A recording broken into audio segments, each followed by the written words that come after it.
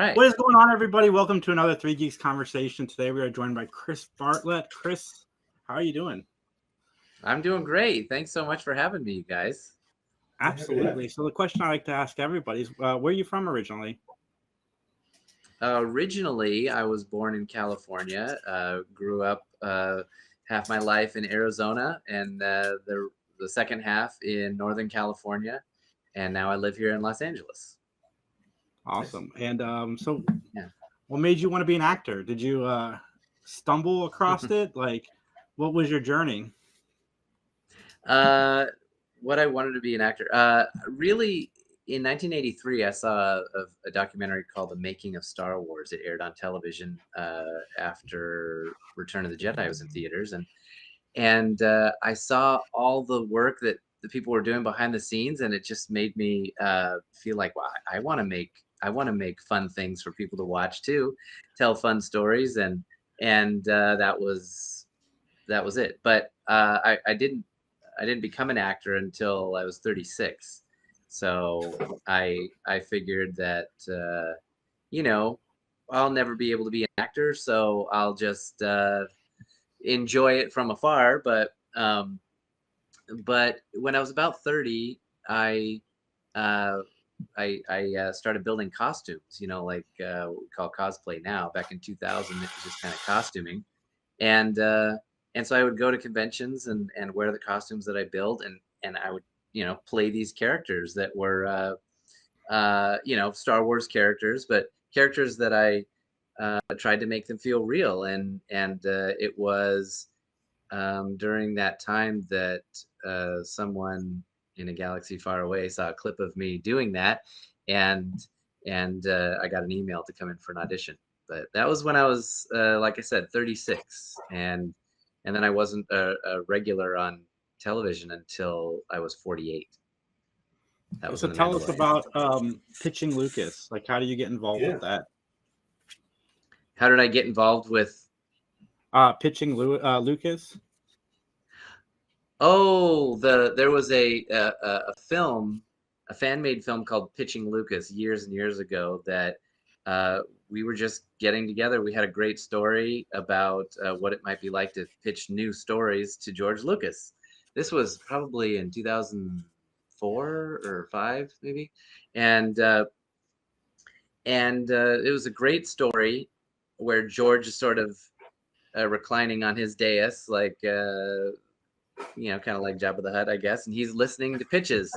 And so different people would come in and pitch different ideas. There was a Chips replica, with two speeder bike cops racing through patrolling the forest of Endor, and others. And I played C-3PO in a suit that I built, and I'm trying to remember that was a long time ago. That was, but anyway, it was just getting together with friends and telling fun stories in this galaxy. How did I get started in that? I was friends of mine made it, so they asked me to come join. Well, you played C-3PO in it, I noticed, and it seems like a consistent thing. You were able to do C-3PO for a long time and do a bunch of fun things with it. Like, that's so cool. How did you, I guess, stumble into being a C-3PO, or how did that kind of come about? Well, like I said, I was playing characters, and I built my own C-3PO costume in 2003, or 2003. It took 3 years to build one, and then in 2006 I was cast with the events department with Lucasfilm to portray C-3PO in ways that were in other places that were not the films, and commercials and things like that. And during that time, I never talked about it. I never did any interviews or anything. So it was very under the radar situation. And I, I don't know. I was just doing the work and answering the phone, and that was great. But it was really because I was doing something that I loved, which was trying to make a character feel real, and it was noticed. And so then they gave me a call, and that's for any actor where you're doing what you love doing, and then they call you is that's a dream come true. So every live action appearance of C-3PO on television over the last 19 years has been me. And I did do one pickup shot for The Force Awakens with a red arm, and then it's when we started making Mandalorian, it sort of exploded into playing 19 other characters. I wanted to ask you about that too. I was like, you did a lot of different things on that show. Yeah, it was sweet. Yes, 3 are non-droids, 17 are droids. I guess they recognized that I possessed a particular set of skills that was useful to them. But man, I like the non-droids were. I played an Imperial gunner, season 2 Mandalorian. I played the ferryman who's in the very first scene in the first episode of Mandalorian. The snout guy with the goggles out on the ice calling speeders over. And then I also played the alien on the elevator in the awkward moment with Mando in the Book of Boba Fett. But the rest of them were all droids. And 2 of them were built by Legacy Effects, and the rest of them were built by myself and my team. For the show. Your story is fascinating. You go from, seeing Return of the Jedi in the theater to being in a Star Wars fan film to actually being able to portray that character for real. And what was it like when you met Anthony Daniels? Because I assume you've met him before. Yeah, we've performed together live a few times. We've also worked together on collaborating on several projects. Meeting him for the first time was he was very helpful with animation, on performing this character, how the pieces all move independently, not like a human being, but arms are machines separate from the body, and the head is separate as well. And then he also helped me with a voice, so that I might be fluent in over 6 million forms of communication. I am C-3PO, human cyborg relations. Anyway, so he helped me with that too, and he's been lovely to me. Thank you for doing that. I didn't want to ask, but I'm so very glad you did that. Yes. Yeah, there's a fun moment, sort of surprise moment on my Instagram, Chris F. Bartlett on Instagram. If you go look at that, there's a moment where he was previewing his auctions, all the things he was going to auction off for from his collection.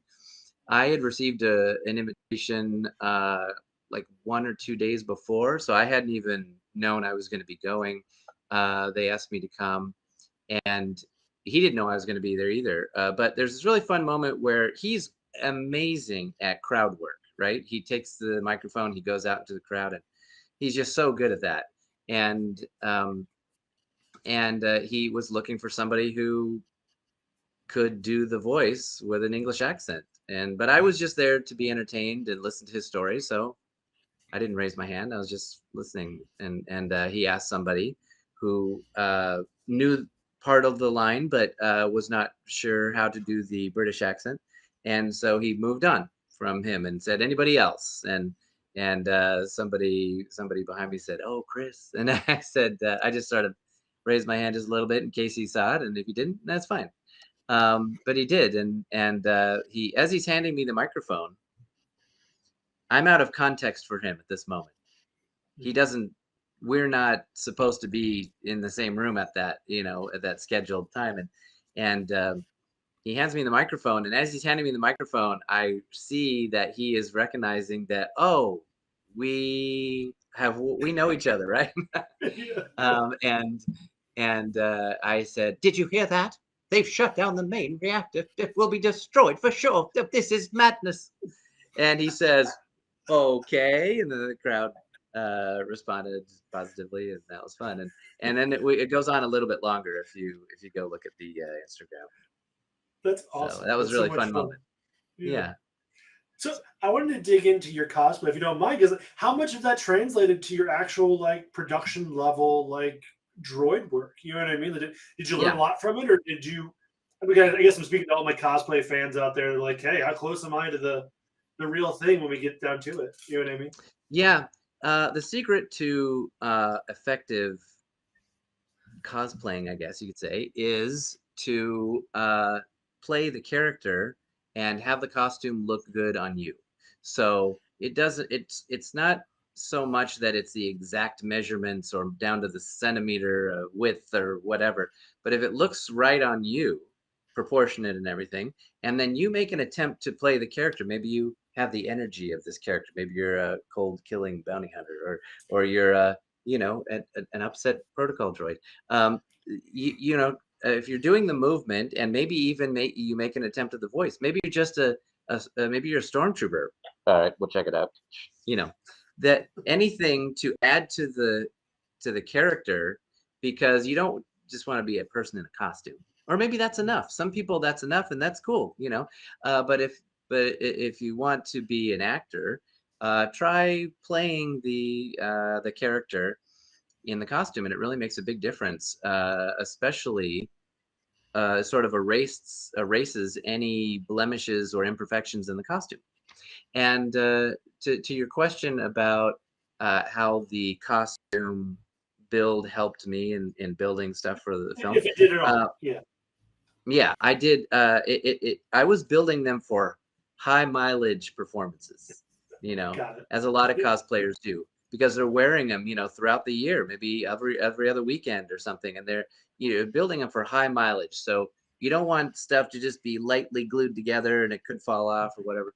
So that really made, and this is all before 3D printing, so it had to, you know, we had mold making and hand sculpting for parts and things like that, and they all needed to be really durable. So when I do my own stunts, which I do all my own stunts on these shows, you know, I've got to sometimes fall on the hard ground, like with the case of One Jack over here in Obi-Wan Kenobi. I don't know if you can see that.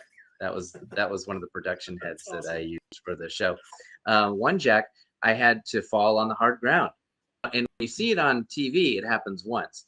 But when you're filming it, it's over and over and over and over. And you don't want cheap plastic costume to be busting apart. Now you can't do the stunt anymore. So I made them with materials that could withstand all of that, and it worked.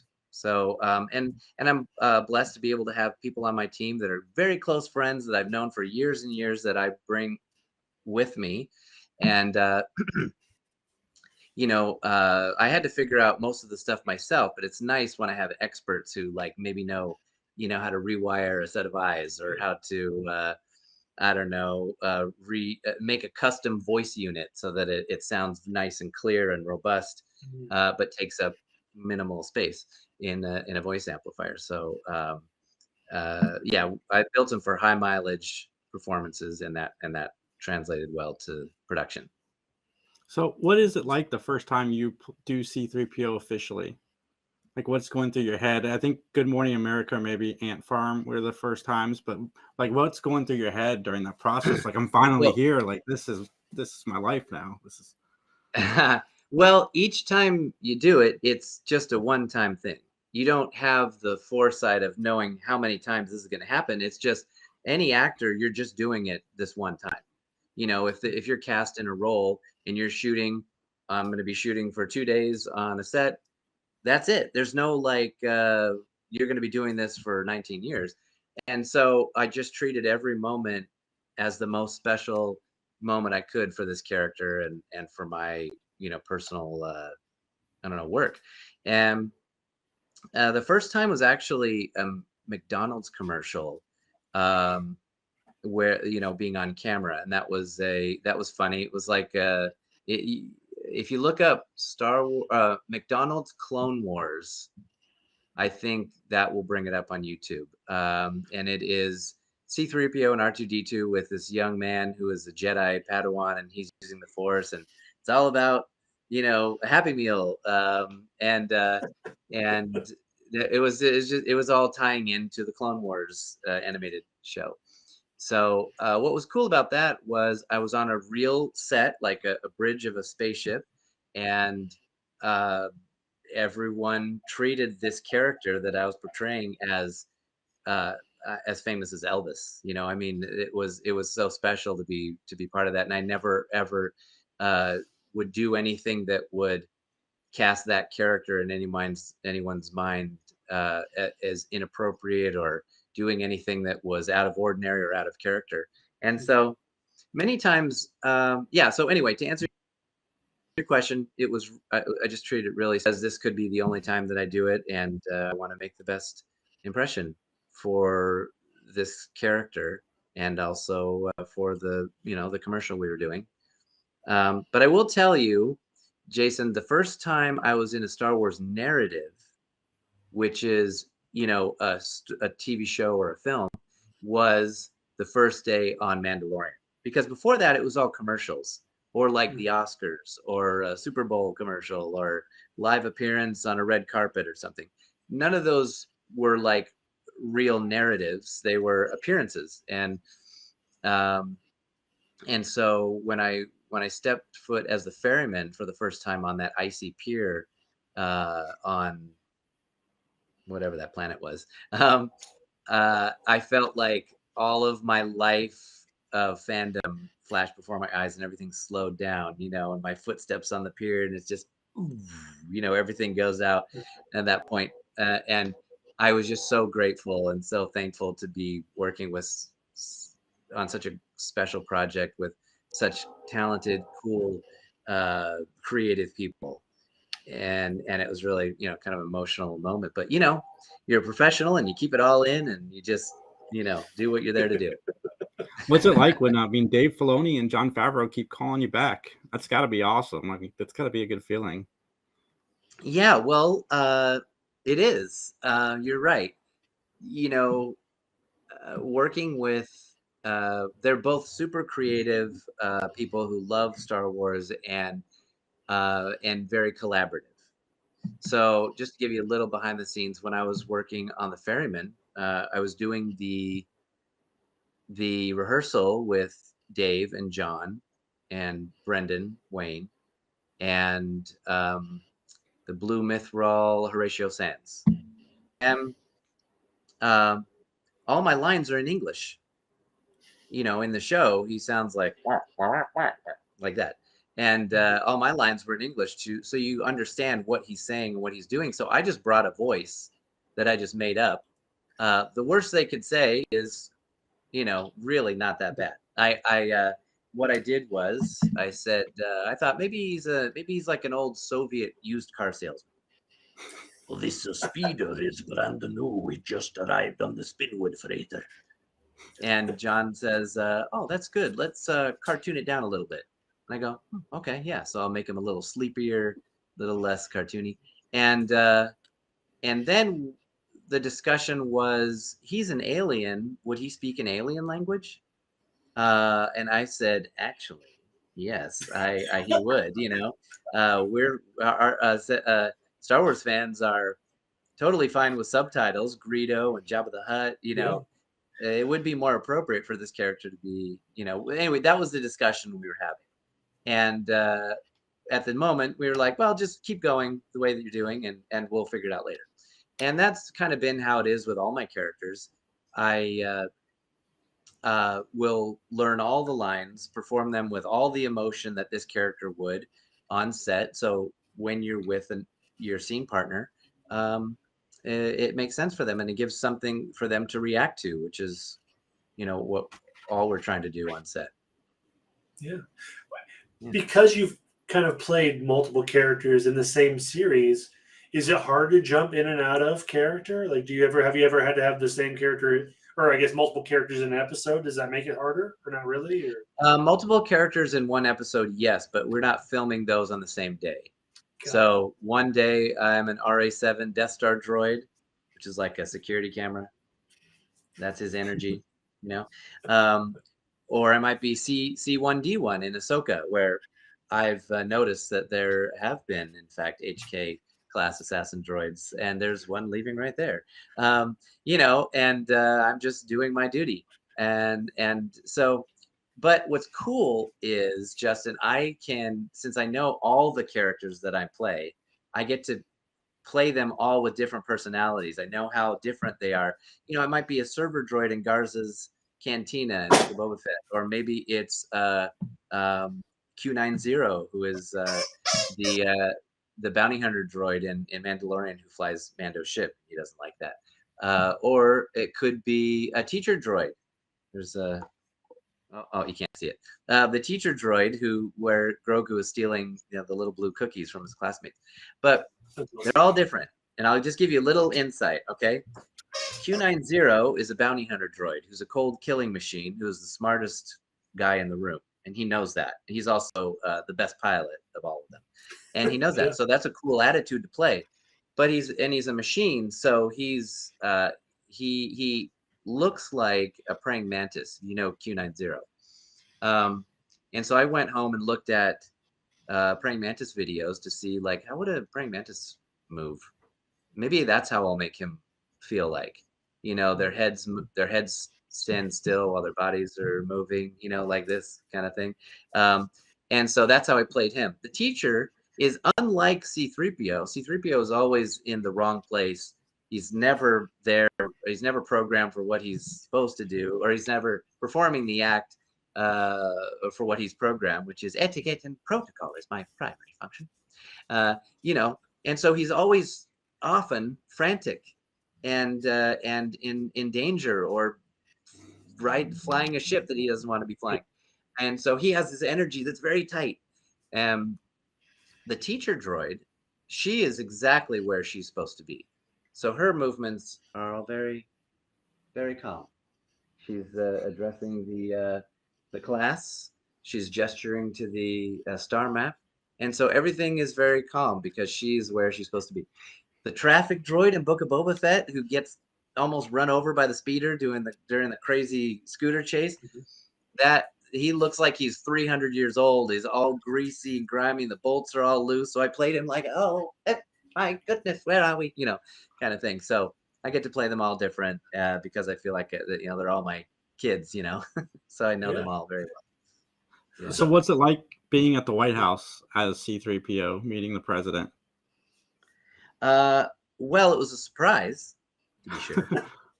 I was thinking we were just going to Washington, D.C. I thought maybe it was Smithsonian or something. They didn't give us any details. So they, but then we were told it's at the White House, but we don't know the president's schedule or anything. And so I go to the green room, which is in the basement of the White House, and I suit up. And 2 local stormtroopers were there enforcing the imperial dictates. And so me and 2 stormtroopers get on the elevator, which is very small because the White House wasn't built with elevators, and they retrofit them and they're real small. So they're kind of like the cab of like the front seat of your car, front and back seat of your car, basically. And so I get on, we're riding up, we're going to go meet service families, military families. And the floor of the car stops the floor early, and the gentleman who's operating the buttons, the doors open, and there's standing President Obama. And he says, "This is the first time I realized he's even going to be there." And he says, "Whoa, can I get on with you?" And I said, "Why, yes, right here." And then he comes over and he says, "Boy, you guys look awesome. This is." I said, "Well, I just had an oil bath. It felt so good." We had a little laugh. And then I'm supposed to get off the elevator, and I turn to the Lucasfilm representative as I'm getting off and leaving President Obama in the elevator right behind me. I said, "Why, he seemed quite friendly." Yes. And, like C-3PO said about another administrator of a facility. And then we had a little laugh and we left. And then we did our work. We're standing on the steps with Michelle and Barack Obama, passing out candy, R2 and I, and Chewbacca.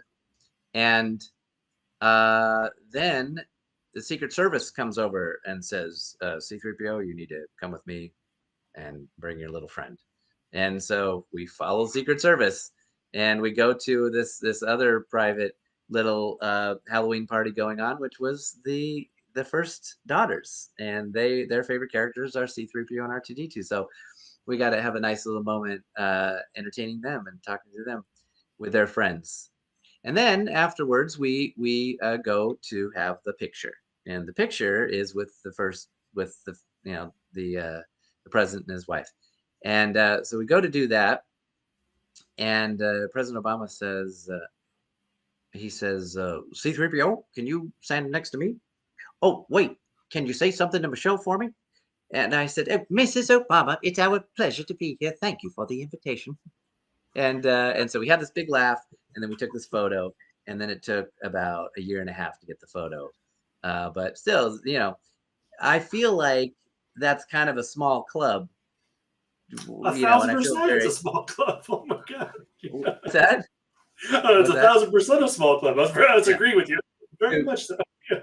To be able to spend the evening with the President of the United States, passing out candy and taking a picture and entertaining the White House staff, and it was very fun and special. And any political stuff aside, he no matter how a person feels politically, um, it's pretty special to meet the President of the United States, and also to be able to entertain them and make them laugh, or make them feel like a little bit of their childhood's returning. And he's very warm and very friendly. He would say, a lot of times people who are casual Star Wars fans, they call this character CP30 or 3CPO, or but not President Obama. He's a true Star Wars fan. He said C3PO like the first time, didn't get it wrong. So that's what it was like. That's awesome. Do you have any improv training? I've had to kind of do it on the job because a lot of the nature of the work is live. You're at these live events, so I most of the improv was based on my knowledge of C-3PO and things he would say, or he would likely say in any situation. And there was, for years, I went down on a contract with Lucasfilm, Star Wars weekends at Disney World. And from 2010 to 2015, if you met C-3PO, I had a hand in that. And but people would come up and they'd wait for 2 hours in line, and they'd come to meet C-3PO and have this very personal conversation. It's, let's say they're wearing a R2D2 t-shirt. C-3PO might say, "Why, hello, and what is your name?" And you would say, Justin. "I'm Justin." "Oh, so Justin, very nice to meet you. And where are you from?" And you would say, Indiana. "The Indiana," you said? Mm-hmm. Yeah. Oh, can you hear me? "The Indiana system. I've never heard of this. Is this safe for droids?" And then I might say, "Look, R2, he's dressed like you. My goodness!" And then R2 would beep, and I would say, "No, R2D2, those T-shirts are not available in quadruple extra large." Whatever. But we have this like really personal conversation, and then they would go away. And the thing with magic or illusion is, as an audience, we always want to explain it in the most complex way possible. Maybe and it's really the best tricks are the ones that are can't be explained, that are so simple. And that's all it was. I was just doing the best impersonation I could do, because I know that this might be the only time this family might get to meet this character, and I wanted it to be unforgettable. And so that's to answer your question, Jason. The improv really came on the job over the years of doing it, and then but I'm always training, so I'm always acting and working in workshops and things like that. So you're always working on it. But I'm sort of a, I don't know, silly person, so I'm always looking for fun or fun ways to say things, or funny things to say. But yeah, I mean, like, do they make sense in a moment? Improv, yeah. I like to try. I love and admire the skill of improv, and the people who do it well. I got to ask about the other side of your coin. Your video game work, graphic designer. How did you get into that? Well, that was my real job. I've been a graphic artist, graphic designer for 20 years almost, and that was when they told me, you can't be an actor, you can't be a cartoonist, or you can't be a comic book artist because you'll never make any money. So you better think of something else. Then I thought of I went into graphic design, which really that led to an incredible career of what we call UI and UX design, and became an art director and game designer as well in video games. So I worked on the first 4 Gears of War games while at Epic Games. I worked on the latest ones were some Star Wars projects that have not come out yet, and I worked on the Tomb Raider reboots. I worked on Fortnite, on and Call of Duty Modern Warfare and Warzone. My job was to all of the UI and UX for those games, and That's awesome. also I did some texture work, which is the textures that wrap 3D models, buildings and vehicles and that kind of stuff too. So it made for an amazing career too. That's awesome. I spent a lot of time in Gears of War, so I appreciate your Yeah? service with that. That's Me too.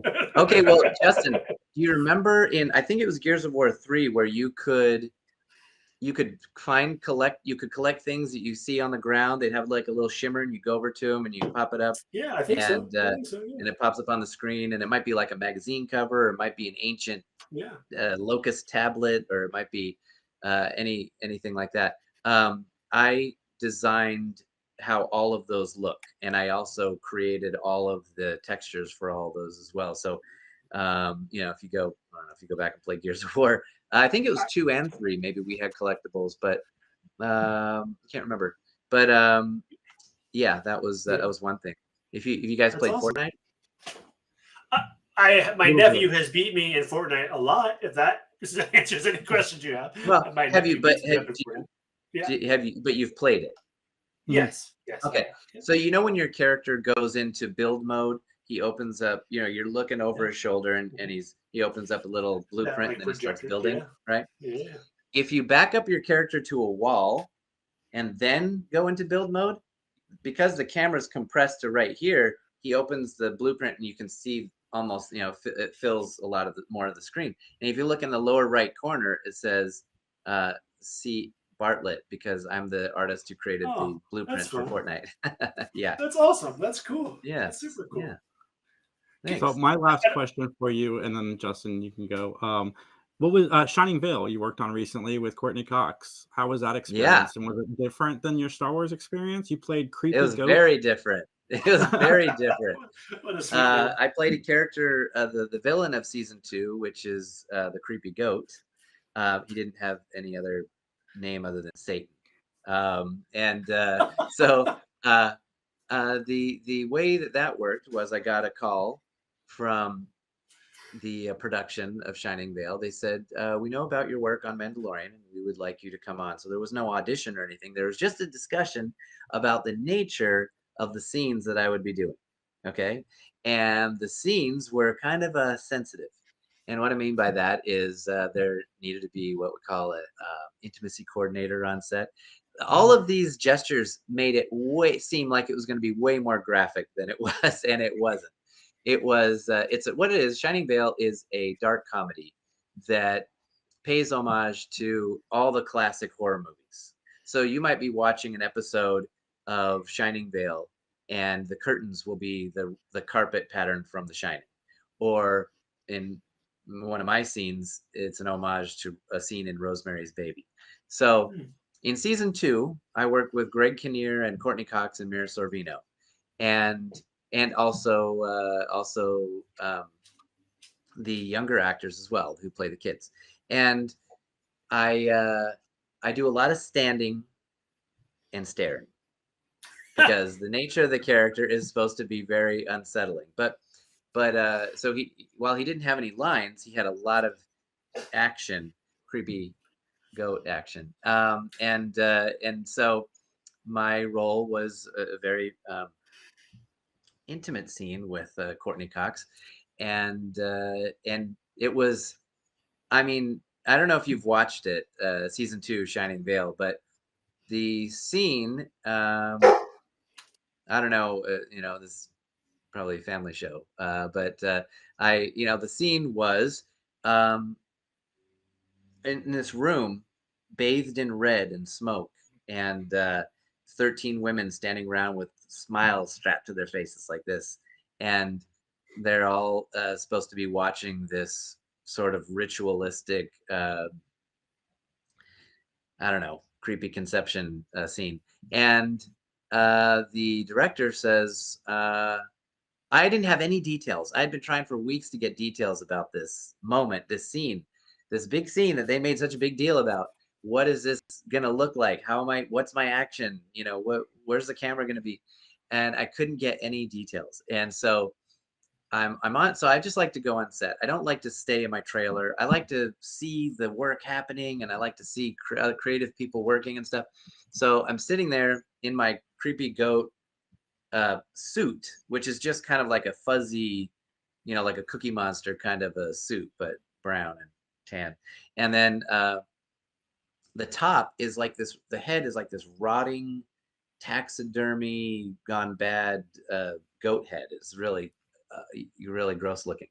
But I'm just Chris in the fuzzy suit. And so I'm standing there, and she goes, the director, who's this very tall, 6'2" Australian woman, says, all right, Chris, we're going to turn some stuff around. So we've got time. Let's run through your scene. You're going to be copulating with Pat, Courtney Cox's character. Let's see what that looks like. And I said, all righty, here we go, acting. And so, I start doing my thing, and she goes, no, you're supposed to be, you're supposed to be impregnating her. And I go, yeah, I know, I got it. So for whatever reason, I started doing this hula hoop action. I don't know. I'm just trying stuff here, you guys. And she says, no, you're supposed to be her. And I said, yeah, okay, I got it. So I'm just trying more things, whatever. I don't have any idea where the camera is going to be, or what we're seeing, what parts of my goat body we're going to be seeing, or hers, whatever. And so anyway, it just got really wild. And then she said, okay, I think that looks good. And I was like, which part of this looked good? The first part or the later part? Anyway, so I go back to my room. I'm trying to figure this out. I've got my room all to myself, so I kind of get on my goat hands and knees and trying to figure out physically what my action is going to be. And then there's Chris. Door opens. Hi, this is Parv. He's the one of the co-stars in the show. He's going to share your room with you. And I'm like, oh, okay, great, come on in. And so now I can't really practice this because I felt all self-conscious, and so I just was trying stuff on set. And then when you watch the scene, you just basically see the goat head going like this, and it's a great show. I love it because it's a haunting type show. If you like Haunting of Bly Manor or any of the Mike Flanagan shows, and I loved it. I had a great time. It was so weird and funny, and when I came out of the shooting the scene, Mira Sorvino, a legendary actor, goes, "Wow, Chris, that was really freaking creepy." And I go, "Thank you, mission accomplished. I'm the creepy goat. I don't know if you know." Anyway, it was we had a great time. It's fun. That's incredible. That's a lot of fun. You'll have to watch it. It is it's on Amazon, streaming on Amazon. I will. Yeah, it's a perfect time of year to watch it. There's 2 seasons. It's a great show. So, but that's I was also on the Orville, which shocker, I played a robot, one of the Kalons, and that was really fun to work on that too with all the creative people who make that show. And then I was on Lego Masters. If you ever watched Lego Masters, it's a reality. I've seen it. It's great. I like it. Yeah, reality competition show where every week is a different theme for building Lego. And I'm season 1 of the U.S. version on Hulu, I believe. C-3PO and R2-D2 come out and guest host the show with Will Arnett. There's a Star Wars episode, and so that was me in the suit and also doing the voice throughout the episode. Because, Jason, it was all improv. The whole thing. I'm with Will Arnett, who's like one of the kings of improv. And so we're all taught, but it's within Star Wars and within C-3PO. So it's very specific. And everything you walk around to the tables and you're talking about what they're building. They might be building the Ewoks battling stormtroopers on the forest moon of Endor and talk about that, what would C-3PO say? Well, he might, talk about battling the Empire is very challenging. I don't know, whatever. Yeah. But there's one moment Will Arnett brings a little Lego C-3PO, who, if you know Lego, they're like thick in the middle, which C-3PO is not. And he said, "Oh, look, it's a little you." And I said, "My goodness, he's a little wider, though." And he says, "Oh yeah, he had a little too much oil." And C-3PO, who it's debatable whether he understands human behavior. Sometimes he says, "I am programmed to understand human behavior," and then he says, "I'm afraid I'll never understand human behavior." So I played it like that. Like I said, "Oh, that's a joke. Very funny." And because he wouldn't laugh or whatever, or maybe be offended. I don't know. But anyway, I just played it lighthearted like that, and we did that through the whole show. You can watch the whole thing. It's really a lot of fun. So they also build their own droids on that show. So Lego Masters was a dream to do because I grew up with Lego. Another little tidbit is when the contestants see that C-3PO and R2-D2 are revealed and they come onto the show, that's literally the first time they knew we were going to be there. They had no idea. So all those reactions are very genuine, and that's really how I play every set.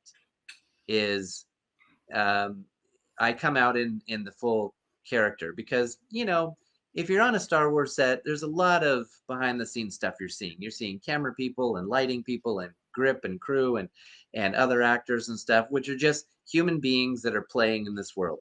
But if you see a droid wander out and he notices the what is this? Yes, making calculations here, on some control panel or whatever. Suddenly it feels like we really are in Star Wars, that's really what I mean, I am doing some character rehearsal there, but when they say, the director says, "All right, Chris, you can just put on the suit. You don't have to put the head on, just come out and you can meet the cast and crew and everything. And then we'll run through rehearsals." And I tell my dresser, just do the whole thing. And so they flip on the lights and they bolt you all together and flip on the lights and the microphone. And I just wander out. I don't ask permission, you guys. I just wander out. "Is this a droid maintenance facility? My goodness, where am I? R2-D2, it is you." And then I rush over to R2, and then we all have this really fun moment instead of like, we're at work, And so I love doing that. That's the best part of being an actor and also playing these characters who are so iconic. And it's a dream come true. So you mentioned getting bolted together as C-3PO. How long does that process take, and what kind of goes into it? It took about 53 years and 25 minutes. It took a lot of practice, different, tries and smoothing out some edges and combining some parts and stuff like that. So now it's down to about 20 minutes. It takes about 5 minutes to get out of it. Don't ask about the lobster ravioli, but that we figured, oh wow, you can get out of this pretty fast. So don't eat lobster ravioli before getting into one of these suits. That's all I'm going to say. Just because you're going to have to get out of it really fast. That's rough. Yeah, that's rough. Chris, Yeah. thank you so much for taking the time to talk to us. Where can everybody find you online, and what's next for you? Yeah, the place I'm at most is on Instagram at Chris F. Bartlett.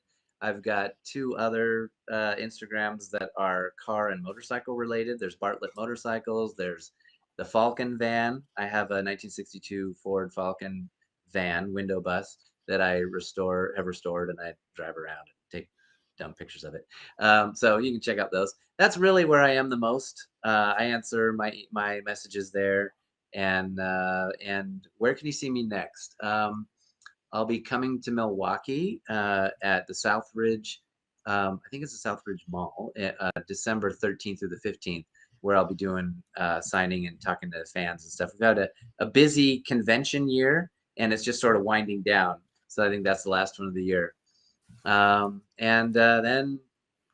I post stuff all the time on Instagram, some behind the scenes stuff, some acting stuff, some building stuff, like building props and costumes. And then otherwise you just have to watch for credits, I guess. Awesome. Thanks again. I'll put the Yeah. links to everything down below, everybody, and we'll talk to you soon. Like, comment, subscribe. Thanks, you guys.